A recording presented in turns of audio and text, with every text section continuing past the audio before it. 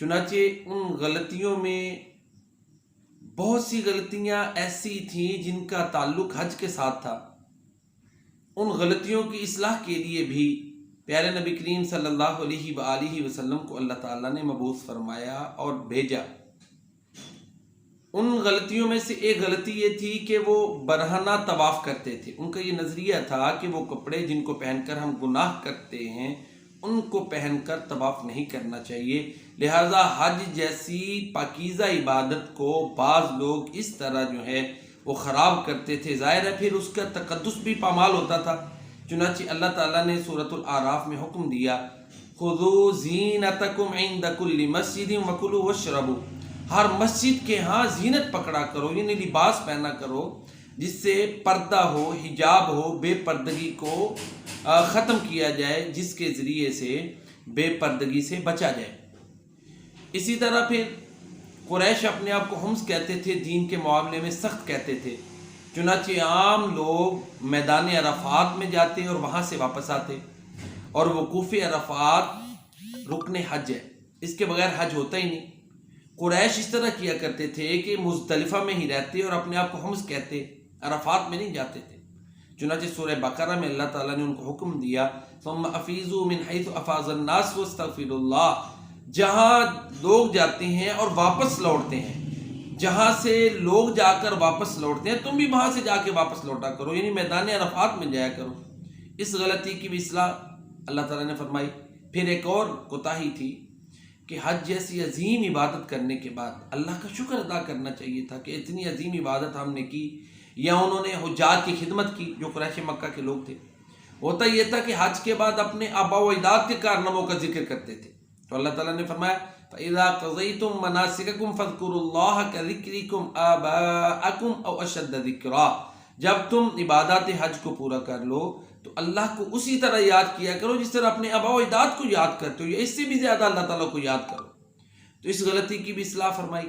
پھر اسی طرح صفا اور مروہ پر انہوں نے اصاف و نائلہ کے بت رکھے ہوئے تھے، ان کو ٹچ کرتے تھے۔ بعض صحابہ کرام نے اسلام لانے کے بعد صفا مروہ کی سائے سے احتراز کیا، اجتناب کیا، اس سے بچنا چاہا۔ ان کے ذہن میں یہی تھا کہ شاید ہم اصاف و نائلہ کو ٹچ کرنے کے لیے یہ صفا مروہ کی سائی کرتے تھے، تو پھر اللہ تعالیٰ نے بتوں سے صفا اور مروہ کو پاک کروایا پیارے نبی کریم صلی اللہ علیہ وسلم کے ذریعے، اور حکم دیا ان الصفا والمروۃ من شعائر اللہ فمن حج البیت او اعتمر فلا جناح علیہ ان یطوف بہما ومن تطوع خیرا فان اللہ شاکر علیم۔ صفا مروہ اللہ تعالیٰ کے شعائر میں سے ہیں، جو بیت اللہ کا حج کرے یا عمرہ کرے تو اس پر کوئی گناہ نہیں کہ ان دونوں کا طواف کرے، یعنی طواف کرنا چاہیے۔ تو یہ ایک کہہ لیں کہ اسپیسیفک سیناریو تھا جس کی طرف اشارہ کیا گیا۔ پھر اسی طرح ایک اور بڑی غلطی ان میں پائی جاتی تھی، وہ یہ تھی کہ حج کرنے کے بعد اپنے گھر کی بیک سے، پشت سے اپنے گھر میں داخل ہوتے تھے، اس کو تقوی کی علامت سمجھتے تھے۔ اللہ تعالیٰ نے فرمایا لیس البر بان تأتوا البیوت من ظہورها ولکن البر من اتقى، اپنے گھروں کو ان کے پچھواڑے کی طرف سے گھروں میں داخل ہونا یا اپنے گھروں کی بیک سے ان میں داخل ہونا، اس کو تقوی کی علامت سمجھنا یہ درست نہیں۔ تقوی تو یہی ہے کہ بندہ تقوی اختیار کرے، نیکی یہی ہے کہ بندہ تقوی اختیار کرے۔ ایک اور بہت بڑی غلطی، یہ تو غلطیاں تھیں نا جن کے بھی میں نے نشان دی، لیکن ایک ایسی غلطی کوتاہی جس کو ہم شرک کہتے ہیں، جو اعمال کو برباد کر دیتی ہے، وہ بھی ان میں گھر کر آئی تھی، ان میں داخل ہو گئی تھی۔ وہ یہ کہ تلبیہ میں انہوں نے جو الفاظ ہیں، تلبیہ کے جو الفاظ ہیں انہوں نے بدل دیے تھے۔ لبیک اللہم لبیک لا شریک لک لبیک الا شریکا هو لک، یہ الفاظ بڑھا دیے کہ اللہ ہم حاضر ہیں، تیرا کوئی شریک نہیں، ہم حاضر ہیں، ہاں جس کو تو شریک بنا لے اس کا بھی تو ہی مالک ہے۔ تو اس طرح انہوں نے یہ کہہ کر خانہ کعبہ میں 360 بت رکھے ہوئے تھے اور مختلف قبائل مختلف بتوں کی پوجا کرتے تھے۔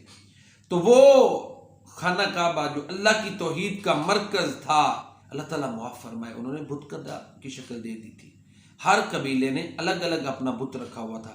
تو یہ وہ اغلاط تھیں، کوتاہیاں تھیں جو عرب والے حج کے اندر کرتے تھے، جن کی اصلاح اللہ تعالیٰ نے نبی آخر الزمان جناب محمد مصطفیٰ صلی اللہ علیہ وآلہ وسلم کو بھیج کر فرمائی۔